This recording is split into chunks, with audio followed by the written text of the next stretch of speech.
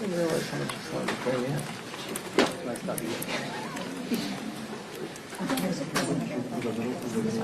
Because it loses focus when you're tracking. When you're tracking. Yeah.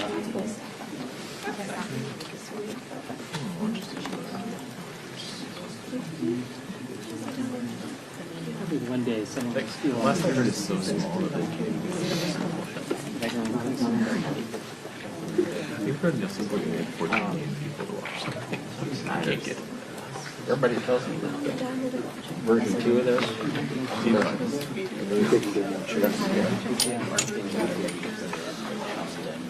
There is an RFP right now. That's one of the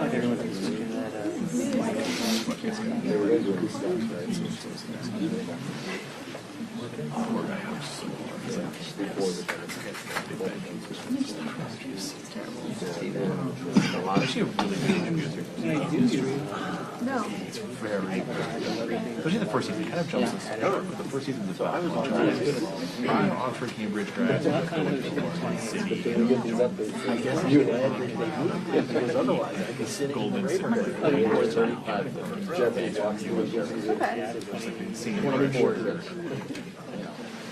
You know, there's maybe probably a little bit more like using reality, but it's probably not that much of a stretch. Yeah, lamb it up a little bit. Too many car crashes and things. It seems like, and there's a lot of Bloomberg terminals on every gas. Did you watch that section? I was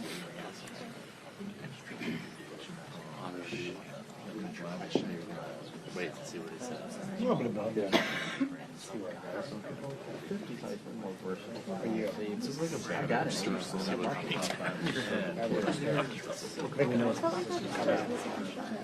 There are differences day to day. Trying to discern the significance of that. Basically getting old and We hear less about illegal aliens, though it's still mentioned. We didn't hear Hate America rally yesterday. Not from Johnson. That's right, we did hear it. Or Schoolies. Yeah, I got her.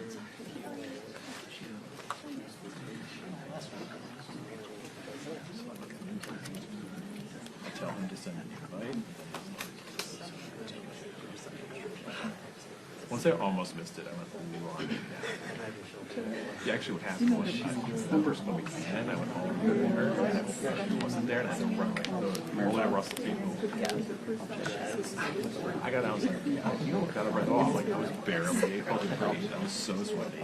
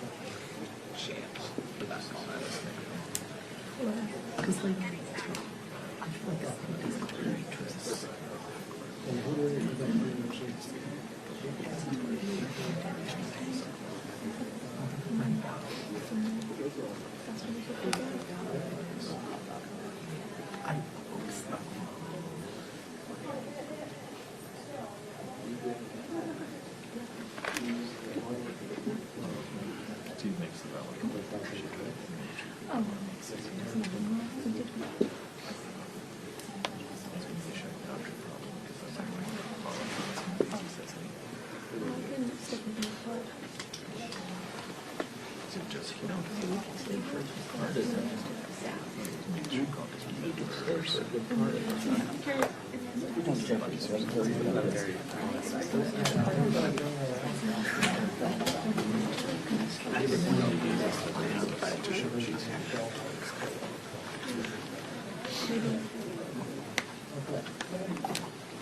in their way, guys. Thanks, kid. That's okay.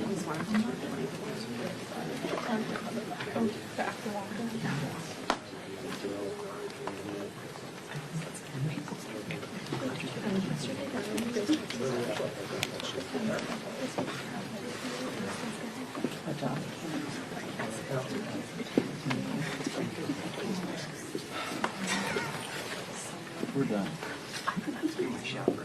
Sorry. Here's your insight. Thank you. Kids. I talked to my White House correspondent. There was some kind of a state because you're supposed to be there within 30 days. Did you see that guidance? Maybe. Apparently there's guidance that you have to be there within 30 days. Yeah, like I tried to do 2 hours. Well, I was there 2 weeks ago, so that doesn't check out. Yeah. So he's looking into that. Is there something?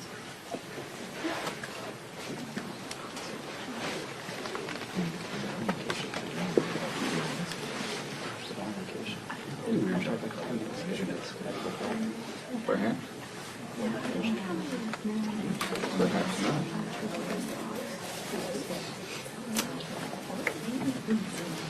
They must. So what I did is I reran the live feed. So when they started, 20.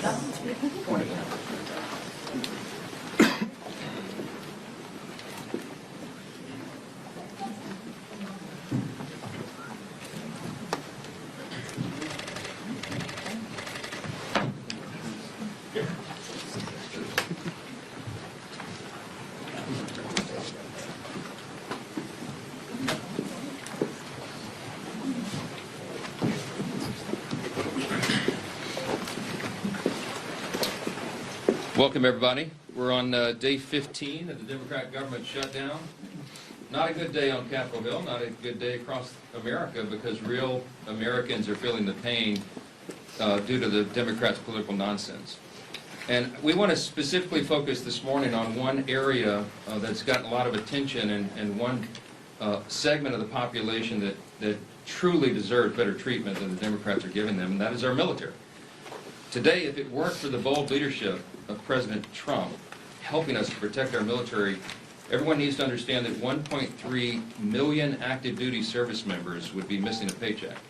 They'll get their check, thankfully, because President Trump has shown strong leadership. And under his direction, the Department of War has now redirected unspent funds to ensure that our troops are taken care of. And this is while Democrats are playing political games. Last night, they played some games. They stormed my office. Maybe you saw some of the video online that they themselves shared, or someone did.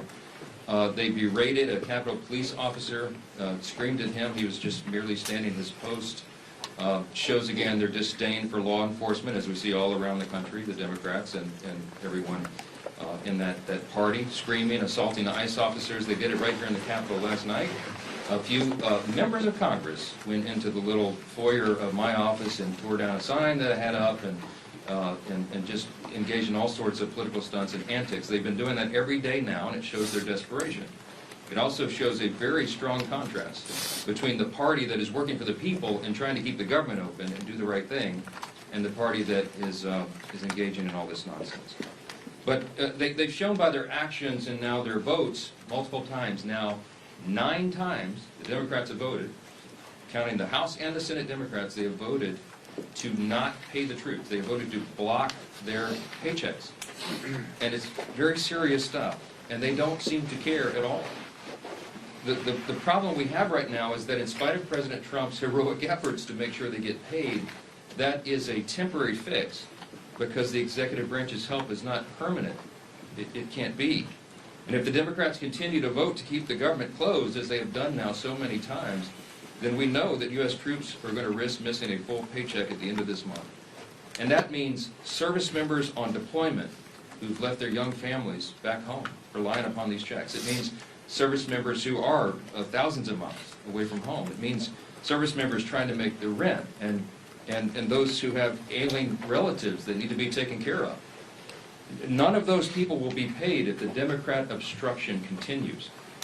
And it should outrage every American, because it does us. Democrats in Congress, again, have voted 9 times. Here's the tally.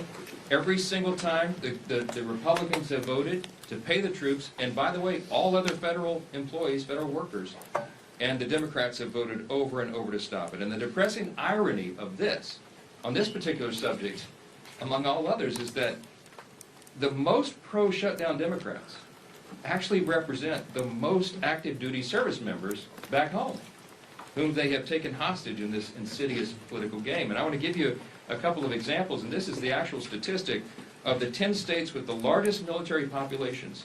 6 are represented each by 2 Democrats in the Senate who are withholding the paychecks. Here's the list. In California, it's home to 157,000 active duty personnel, the most in the country.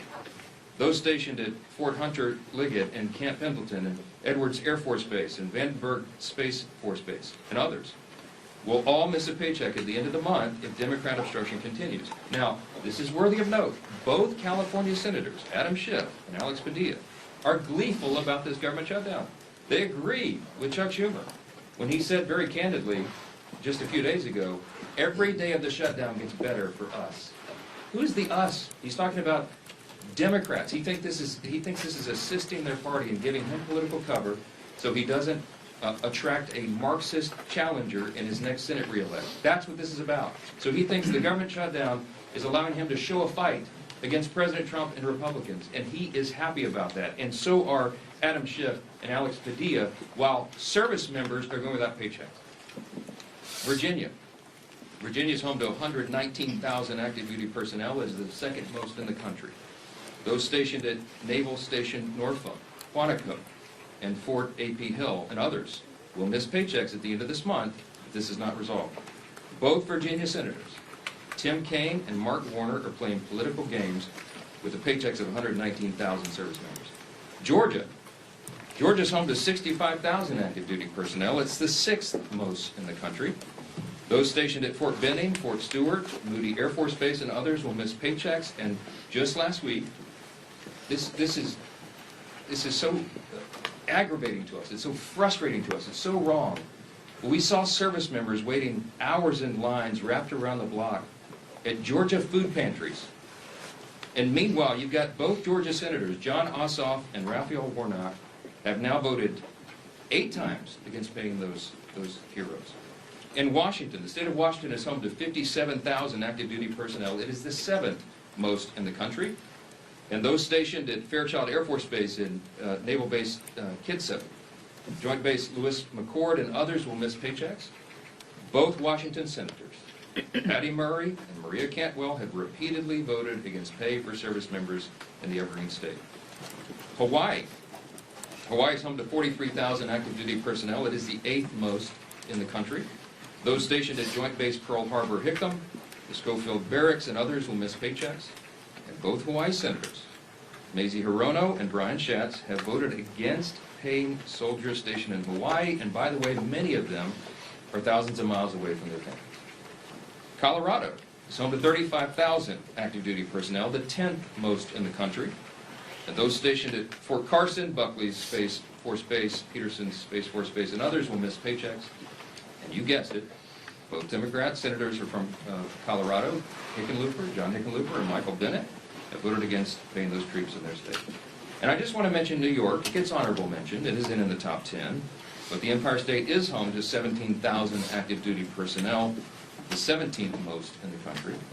Those stationed at Fort Drum and Fort Hamilton and others will miss paychecks. And sadly, both New York senators, Kirsten Gillibrand and the architect of the shutdown himself, Chuck Schumer, can barely hide their delight that the government is closed and troops are not being paid. I will just say this. There's something that should be remembered by everyone. Democrats say that even missed paychecks for U.S. troops won't be enough to end this shutdown. The Democrats, who we just demonstrated, represent thousands and thousands of the most heroic men and women on the earth, refuse to put their unserious partisan demands to the side and pay the troops. And here are the indisputable facts of this shutdown. Republicans want to pay the troops, and we have shown that with our actions and our votes now 9 times.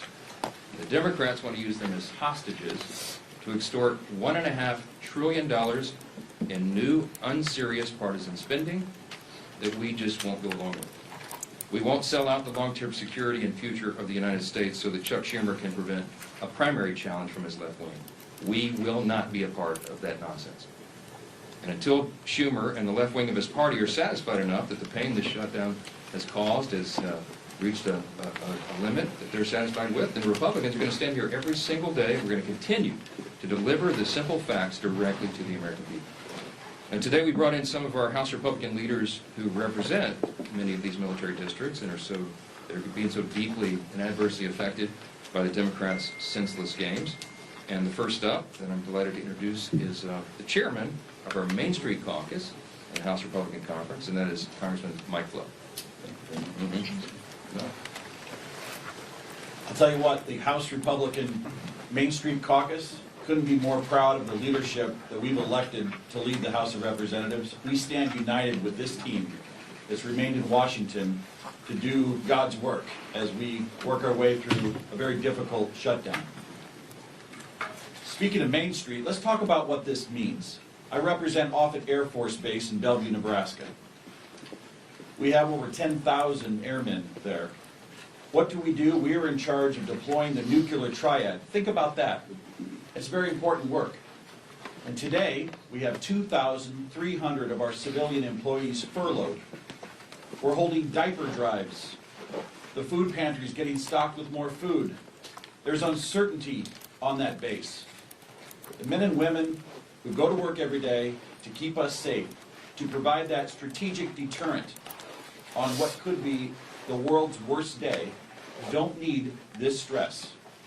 We don't need this stress, especially to satisfy the political future of a New York Senate leader. This could have been avoided. He did the right thing, Mr. Schumer did, in March. He's a pro. He knows political calculus. He paid a high price for it, and now people in my district are paying a high price, and it's not right. And by the way, as a country, we're better than this. We are way better than what's happening across our bases. And so to the people at Offutt Air Force Base and every military installation, the Main Street Caucus is here to say thank you for what you do. Whether you're furloughed or not, we appreciate every single one of you. Thank you again, Mr. Speaker, for having us, and thank you for inviting and including the Main Street Caucus. Well, I'm not going to introduce each of them. I'll ask them to do that themselves, but I do want to introduce the vice chair of the Main Street Caucus, and that is Congresswoman Laurel Lee from the state of Florida. Thank you, Mr. Speaker, and thank you all for being here today. We are here today because the American people deserve to know the truth about why our government is shut down. The reality is simple. This shutdown was entirely preventable. It's happening because Democrats have refused to work with Republicans on our responsible, common sense funding measure. House Republicans did our work. We passed a straightforward extension of funding to keep the government open while ensuring our troops, our Border Patrol agents, and all essential services are fully supported. But at every turn, Senate Democrats have instead chosen obstruction and delay. They voted again and again to stop temporary funding that would have kept the government open. Again and again, they put partisanship ahead of the needs of the American people. And it's hardworking American families that are paying the price. In my district, we see these impacts firsthand. At MacDill Air Force Base, there are thousands of brave men and women in uniform. Many have young families in our schools and spouses who work on base and in our communities.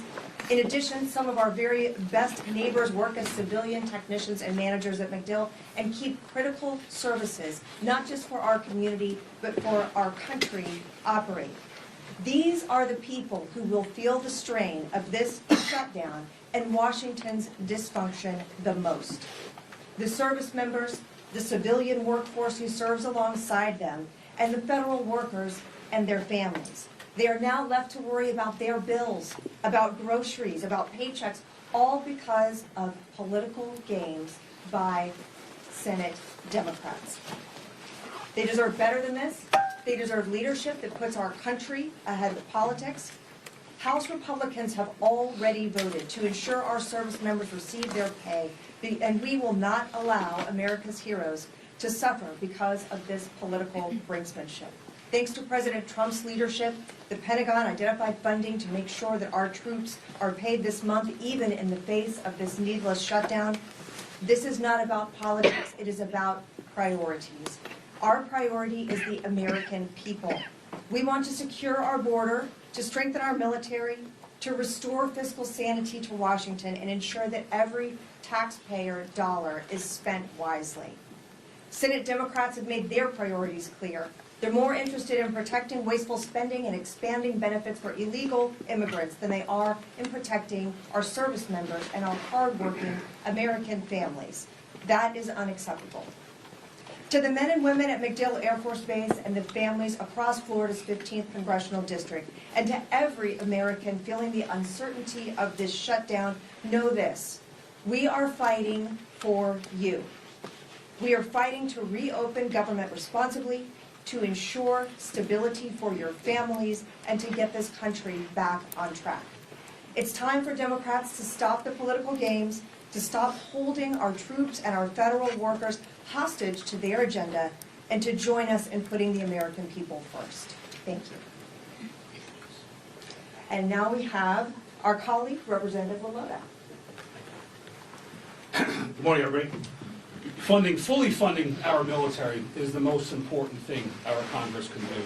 And 15 days into this shutdown, it's time for Chuck Schumer to do what's right and show a fraction of the courage and selflessness our troops display every day. Before I came to Congress, I was a Navy man. I deployed overseas 3 times alongside some of the most selfless and brave Americans our nation has to offer. These men and women serve their nation in hot engine rooms, overseas, on dangerous aircraft carrier decks conducting night flight operations, and on island chains ensuring they didn't become a safe haven for terrorists. The sailors I served with risked everything: time away from home, injury to themselves, and even their own lives in defense of our great nation. And I think that kind of courage demands some sort of selflessness as well from our nation's leaders too. Thankfully, President Trump showed the boldness and decisiveness to ensure that our troops got paid, and they didn't miss today's paycheck. That's welcome news for our families who serve our great country, who frankly we don't pay enough as it is. But true pay is just one piece of the puzzle. A prolonged government shutdown endangers America's national security, halting contracts, furloughing half of the Defense Department's civilian workforce, and disrupting intelligence and operations. It weakens our ability to compete with China, Russia, North Korea, and our other adversaries. It delays training, it delays deployments and housing support, and reduces overall readiness. Like Chuck Schumer, I'm a New Yorker, and I'll say this plainly. The next generation of New York Democrats are socialists, like AOC and Zohran Mamdani, and they're dragging their party towards socialism. They want open borders, they want taxpayer-funded health care for illegal immigrants, and they want government-run grocery stores. Just look at the race right now for New York City mayor. Now, I know that socialism doesn't come naturally to Chuck Schumer. It was said before that just back in March, he supported the same clean CR that we're asking him to support today. Back in March, he had a backbone, Chuck Schumer. He stood up to his party's radical base and said he would put the nation before his own political interests. And he took a lot of flack for doing so. And that's why he's changed his course. But we're here today to call on him to do better and to put the country before his own political job. And we're asking that he put the hundreds of thousands of federal workers that rely on a continuing resolution, we're asking him to support that. And we're asking him to put the millions of Americans before his own political future. We New Yorkers, we pride ourselves on being tough. So I'm asking Chuck Schumer to be tough and to stand up to his own party's base. Stand up to AOC and Mamdani. Be brave like our troops. And do your job and reopen our government. I want to introduce my good friend, also a military veteran, Air Force, don't hold the Air Force part against him, an Air Force colonel who's doing a hell of a job fighting for his constituents in Iowa, my friend Zach. Dave, thanks, brothers. Whenever you can get the Navy and the Air Force on the same target, we're moving in the right direction. Friends, here's the reality right now. This government shutdown does not have to happen. We have a reality before us where 1.5 million troops, both those active duty and those in the Guard and Reserve, are on pins and needles where they're going to be able to feed their family marching forward. I am so proud to be standing with fellow patriots up here, many of them who have served. I'm one of those members who have served not only in combat, but continue to serve in my reserve capacity now. I've already committed my drill this weekend, and speaking with frontline members who are serving in uniform, our brothers and sisters, the sons and daughters of families who have sacrificed to have their child be in the military. They all have the same question. Why is this happening, and what is the mission to be able to stop it? Well, let's be very clear. The House of Representatives has executed its portion of the mission. Fully pay our federal government. The majority of the House, the majority of the Senate, the majority of the American people want this. But the reality is, there's a handful of individuals in the Senate who have put a stop to it. And this is where I agree with one of my colleagues. We don't govern by temper tantrum, he said. We'd be hurting millions of Americans, and we'd be treating them as leverage. That was Chuck Schumer in 2018. Another colleague said, this is irresponsible. No, it's reckless. My other colleague, Nancy Pelosi, but that was in 2013. A fellow colleague said, it's not normal to hold 800,000 workers, or in this case, over 1 million military members and their paychecks hostage. That was from AOC in 2019. Team, we've heard about the first-hand impacts to individuals.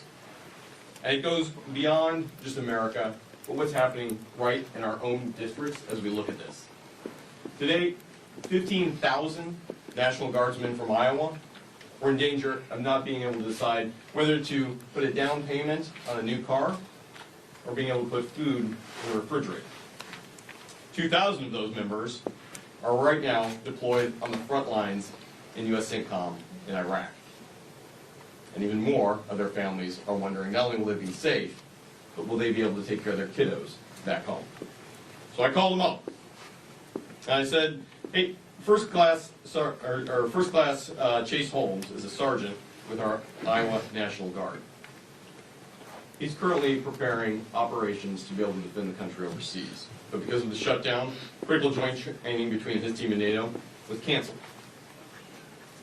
We spoke with an Iowa Guardsman and chaplain for the 224th Combat Engineers Battalion, Caleb Weiner.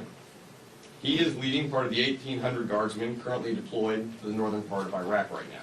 And he told me plainly, we're working, but we don't know if we'll get paid. I'll put my life on the line, but I hope someone's there to take care of my family if my paycheck doesn't come through. These aren't theoretical. These are real people, real impact, real costs. Let's be blunt.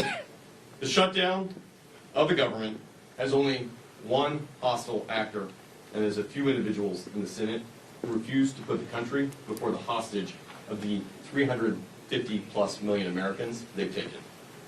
It's unacceptable, and that is why I'm grateful that while President Trump is helping lead peace in the Middle East with the men and women who are on the front lines providing it, we have folks at home who need to do the same job and stand up for this country first. Thank you to my colleagues, but most importantly, thank you to all our federal workers, and God bless our troops. With that, I'm thrilled to introduce our leader, a man who's been on the front line of this himself, Mr. Scalise. Thanks, sir. Thank you, Zach, and thank all of my colleagues who you just heard from, many of whom served our nation bravely in our nation's military. I want to say thank you to the over 1 million men and women in uniform who continue to serve right now, despite the uncertainty, that uncertainty that does not need to exist. And why? Because Chuck Schumer is more afraid of the radical leftists in his own party than he is concerned about making sure that those families don't have to wonder about whether or not they're going to be able to put food on the table. Their families, while they're overseas, many of them, are going to be able to put food on the table during this Schumer shutdown. And keep in mind, over 1/3 of all men and women who serve in uniform right now, over 1/3 of them live paycheck to paycheck. That means when Chuck Schumer is voting to deny them pay, many of them will not be able to make their rent payment or their mortgage payment. Many of them will not be able to make their car note payment. And the stress that that adds to their lives unnecessarily should not happen, did not need to happen. This House came together. I'm so proud of the men and women I serve with in Congress here in the House where we did our job weeks ago. We sent the bill over to the Senate. That doesn't resolve all of our differences. People often say, gee whiz, why can't Washington just get together? You know, which side's going to win this thing? It's not about which side wins. It's about stopping the American people from being the losers in Chuck Schumer's fight while we go negotiate our differences. We have big differences we need to negotiate, and the clean CR that we passed over the Senate does not resolve those differences. It just gives us some more time to have that negotiation. And by the way, that clock is getting sooner every day. November 21st is not extending every day that Chuck Schumer continues this charade that he's playing with the lives of millions of American families. That date is going to get closer every day, where we're not going to have as much time to negotiate our differences. And how big are those differences? Just look at the wish list, the hostage list that Chuck Schumer filed weeks ago, his demands that he said have to be met before he'll even open up the government again. $1.5 trillion in new unrelated spending Chuck Schumer demanded, including, yes, eliminating all the verifications so that illegals will get taxpayer-funded health care. That's in Chuck Schumer's bill. Chuck Schumer guts the $50 billion rural hospital fund to give taxpayer-funded health benefits to illegals in his hostage demands. That's not going to happen. And so when are we going to have a rational conversation? When are Democrats going to actually become serious in this discussion where they say, let's open up the government and start talking about our differences, about how we're going to get this country back on track? And in contrast, again, just look at what happened yesterday. Some of us were at the White House at just an amazingly emotional ceremony where President Trump posthumously, unfortunately, issued the Medal of Freedom to Charlie Kirk. And his incredibly brave widow, Erica, was there to receive it on his behalf and gave another emotionally powerful speech. And this comes on the heels of President Trump returning from the Middle East, where he was in Israel, he was in Egypt, working with other world leaders to establish historic Middle East peace. President Trump's been doing all those things, and in the middle of doing all of those things, he had to go find time to figure out creatively a way to pay our troops, even though Chuck Schumer wants to defund our troops. Yes, the party, the Democrats, that were for and continue to be for defunding our police now want to defund our military troops by not paying them, by not opening up the government. And the votes are clear. Nobody has to wonder which side is for shutting down the government, which side is for trying to deny troops their pay. We had yet another vote, the 8th time on the Senate floor. Yesterday, while we were at the White House, the Senate was having that vote on whether or not to open up the government, and you saw Democrats continued, led by Chuck Schumer, to shut down the government and deny troop pay. It's embarrassing. It's not just unserious, it's having devastating consequences on millions of Americans around this country, and it doesn't need to happen. We shouldn't have to wait until the Hate America rally this weekend, or whatever it is that's driving Chuck Schumer to keep this going on, this damage that's being inflicted, so that he thinks it's going good for him, while it causes damage, real harm to millions of American families, including our service men and women who are so bravely risking their lives for these great freedoms that we enjoy. We're going to continue to fight for freedom. We're going to continue fighting to open this government and do our jobs. And the whip of our conference is my friend, Tom Emmer.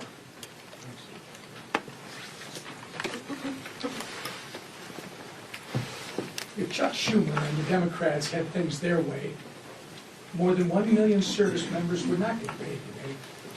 Thankfully, our commander-in-chief stepped up where the Democrats have refused by reallocating funds to ensure our troops receive their hard-earned paychecks today.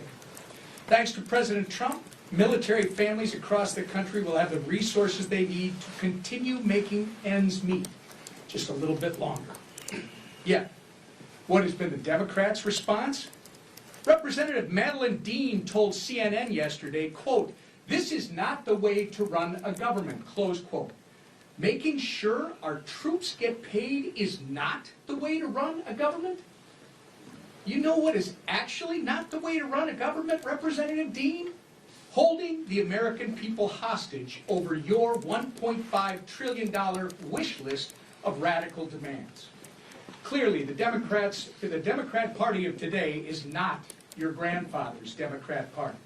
They care about one thing and one thing only, appeasing the radical, pro-terrorist wing of their party. And they will inflict the maximum amount of pain on the American people to do it. But it doesn't have to be this way. Republicans have a nonpartisan government funding bill ready in the Senate. We've been talking about it now for more than 2 weeks. It can be sent to President Trump's desk immediately. We could end the Democrats' shutdown chaos today if they would do the right and reasonable thing by passing our clean CR. It contains 0 partisan policy riders, no gimmicks. It's the same spending levels that Democrats supported just 6 months ago and that they passed 13 times previously under the Biden administration. But 9 times now, 9 times, the Democrats have refused, shutting the government down in the process and forcing Americans to pay the price. All so they can gallivant around the Capitol making ridiculous videos, childish videos, scream at Capitol police officers who aren't getting paid, by the way, and buy time until their Hate America rally takes place on Saturday on the Mall. It's despicable and it's wrong. We can only hope that they come to their senses and that the madness ends soon. Until then, our message remains the same. Stop playing political games, pass our clean CR, and reopen the government for the people you were elected to serve. Lisa McClain, our conference chair. Well, good morning, everybody. Here we are again. I'm going to be very clear. Chuck Schumer wants a dirty deal. I'll say it again. Chuck Schumer wants a dirty deal. One that caters to his radical base. You know, the same crowd planning to protest at their I Hate America rally this weekend. And what is in this so-called deal? Let's take a look at what's in Chuck Schumer's dirty deal. Let me spell it out. It adds $1.5 trillion to our national debt. $1.5 trillion. It hands out health care to illegal immigrants. That's not a talking point, that's a fact. It guts the most historic investment Congress has ever made in rural health care. Again, that's a fact. And it weakens health care for hardworking Americans. Begin to see the compare and contrast? Chuck Schumer and the Democrats want to protect illegals and hurt Americans. Republicans, we actually want to do what we were elected to do, and that's take care of Americans. Yesterday, we released a new white paper on the facts, which are actually crystal clear. So we don't need to do political stunts and storm the speaker's office, and we just have the facts on our side. And notice, when you can't beat us on the facts, you have to go to emotion, and you have to go to political stunts, and that's exactly what the Democrats are doing. First, the Democrats' proposal eliminates a cornerstone investment in rural health care, putting hospitals and small-time clinics deeper in financial debt. That's a $50 billion cut to rural America. Second, states like California have played games with federal tax dollars to give benefits to, you guessed it, not Americans, that's right, illegals. Republicans actually closed that loophole, saving taxpayers $190 billion. Again, note the compare and contrast. The Democrat bill would reopen that loophole. and don't let them deny it. Make them own their votes. Make them own their stance. Let me remind you, every single Democrat on the 2020 presidential debate stage raised their hand and said, taxpayers should pay for health care for illegals. Every single Democrat. So why are they denying it now? Because they know it's not popular with Americans, right? They are on the record wanting health care for illegals. Own it, Democrats! Say it loud, say it proud. You want to put illegals over Americans. Just own it. I'm going to say it again. They are on the record wanting health care for illegals. And their dirty deal that they lay out in black and white. Finally, Democrats' plan forces taxpayers to cover the majority of emergency medical costs for all non-citizens. Another $28 billion tab for who? You guessed it, the American people. So here's the bottom line. The Democrats' proposal would force taxpayers to fund $119 billion in waste, fraud, and abuse. Yes, that's right. The Democrats advocate for waste, fraud, and abuse. Why? Because it's not their money, it's your hard-earned money, including benefits for people that are here illegally. That weakens health care for Americans. It also defunds rural health care. Again, that weakens health care for who? That's right, it weakens health care for Americans. It is absolutely outrageous. So here's my message to Democrats. Tell all of your radical base you're done taking orders. Tell them you're putting America first. Drop the demands, reopen the government, pass the House bill, and let's get back to work for the American people. Thank you. Speaker Johnson. A judge in Florida issued a restraining order against Corey Mills for threatening and harassing behavior from an ex-girlfriend. And according to these court documents, he also instructed a congressional staffer to reach out to her after that initial temporary restraining order was filed. Do you think this is an ethical violation, and do you think any disciplinary action is warranted? I have not heard or looked into details of that. I've been a little busy. We have a House Ethics Committee. If it warrants that, I'm sure they'll look into that. Mr. Speaker, it's been reported for a while. Corey Mills was accused of beating a girlfriend in his D.C. apartment. He was accused of stolen valor by the people that he claimed to have saved on the battlefield that then on the record said that he did not save them. I mean, this has been happening since the beginning of the year. Are you concerned about these allegations against Corey Mills?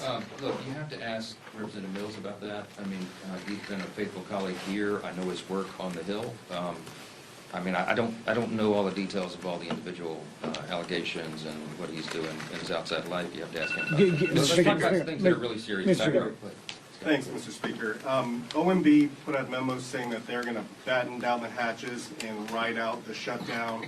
But, as you pointed out, they're going to pay the troops, as well as they said pay law enforcement. Should law enforcement include Capitol Police who protect you, your family, you know, Mr. Scalise, the whip, as well as the Capitol building in general? Yeah, we've always stood with Capitol Police and law enforcement, and we've shown that in word and deed.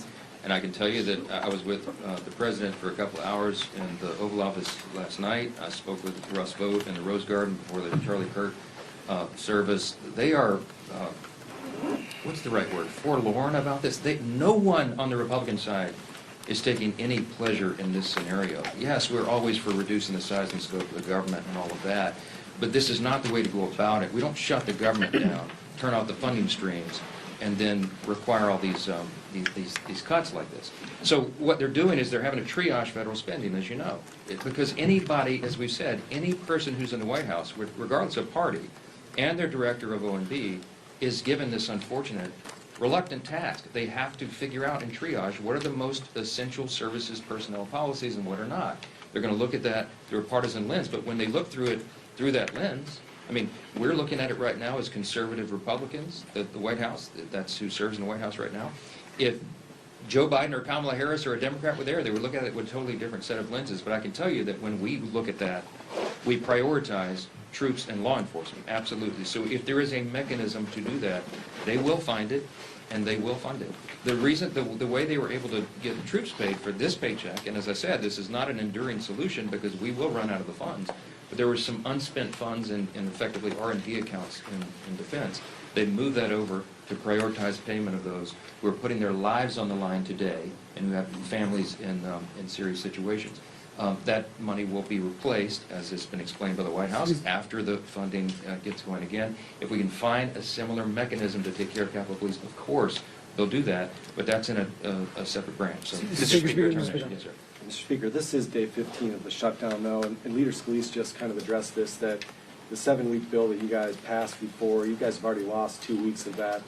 Is there a point in the future where you decide to put either another clean continuing resolution on the floor, like in the next couple of weeks, or why not just put some of your appropriation bills that have passed out of committee on the floor during the shutdown? Our appropriators have been hard at work, even during the shutdown. They had, remember in the House, we passed all 12 separate appropriations bills through committee, 3 off the floors. There's 9 left. They've been working to put those together and prepare them for action. And whether or not they're all collected here in D.C. or they're working individually at home as a group, you know, we have lots of means of communication right now. So the appropriators are working not just among colleagues in the chamber, but chamber to chamber. So it's a bipartisan discussion that's been going on. As I mentioned several days back, I even spoke myself with Patty Murray, who's the lead on appropriations in the Senate, Democrat side. So that work has been going on. With regard to the timeline of the CR, it would do us no good to pass yet another CR out of the House because it will meet the same fate. Chuck Schumer and the Senate Democrats want to close the government down. They are gleeful about this. They are happy the troops are suffering all this pain, apparently, because they just voted now 9 times collectively. Democrats in Congress have voted 9 times to block the pay of troops and Capitol Police and all the federal employees and, by extension, all the civilian contractors and everybody else. So we would just be going through an exercise in political futility to pass another CR. It is ironic that the 7 weeks on the clean CR that we passed, September 19th, was a date that was determined by Republicans and Democrats in the House. The appropriators determined together that that should be the length of the CR, and they stipulated together that it should be clean. The Democrats at the time said, please don't put any Republican priorities on that so that we can all do this in good faith. And we didn't. We put a clean CR, and still they voted no. Why? Because their leadership, Hakeem Jeffries and Chuck Schumer, told them they had to. So I think appropriators want to get back to work. I know every House Republican does, but we've got to get the lights turned back on, and Chuck Schumer and the Democrats need to vote to do that so we can get back to regular legislative session. Yes, ma'am. Last question. Thank you. Just to follow up, though. So the Senate is actually trying to advance some appropriations bills. Are you saying that if your appropriators get some bills ready for the floor, you'll bring them back, bring the chamber back, even if the CR isn't passed? Leader Thune is trying to advance the defense approach bill today. We'll see how that turns out. My suspicion is the Democrats are going to play their same political games and stop that hold. I hope I'm surprised by that, but we'll see. We're on a 48-hour return notice for House Republicans and the House itself. And dependent upon action in the Senate, we can get all this moving again, and we can get back to all the regular order and all the things that are stacking up on our plates. It is ironic that even though Democrats decided upon the end date, the 7 weeks to go to November 21, it is the Democrat leadership that is eating up the clock. And they are doing great harm to the American people, not just by suspending services, vital services and paychecks, but also because of the backlog of work that the Congress has to get done. And we cannot do it while hardworking Americans are suffering because of these antics. And that's why we're demanding, insisting that they get it open. I'll leave you with this. You've heard the word contrast here a number of times today. So grateful for these Main Street Caucus leaders who came in and helped us articulate this contrast. I'll just say this again. You have 2 parties on a split screen right now. You have President Trump and the Republican Party reducing your taxes, cutting government red tape and regulations to get the economy going again, passing historic legislation to boost the economy and bring down the cost of living. You have Republicans who have ended the border crisis, almost zero illegal crossings in the last 4 months. You have Republicans who are working to end the crime crisis and support law enforcement and ICE officers and all those who are wearing that badge and putting their lives on the line and supporting our troops, as we talked about today. You have Republicans who are ending fraud, waste, and abuse in government and making government work more efficiently and effectively for the people. And you have President Trump and the White House and his administration ending conflicts that are killing millions of people around the world. What have Democrats accomplished in the last 9 months? A government shutdown. I mean, the contrast between these parties could not be any more stark. And I encourage you to watch. We call it the Hate America rally that will happen Saturday. Let's see who shows up for that. I bet you see pro-Hamas supporters. I bet you see Antifa types. I bet you see the Marxists in full display, the people who don't want to stand and defend the foundational truths of this republic. And we do. And that's what we're here doing every single day. And we'll continue to come in every morning and tell the American people the plain and simple facts. Because the facts are going to win the day here. The American people are not stupid. They see what's going on, and they know who's to blame. Thanks for being here this morning. Oh, my foot's asleep.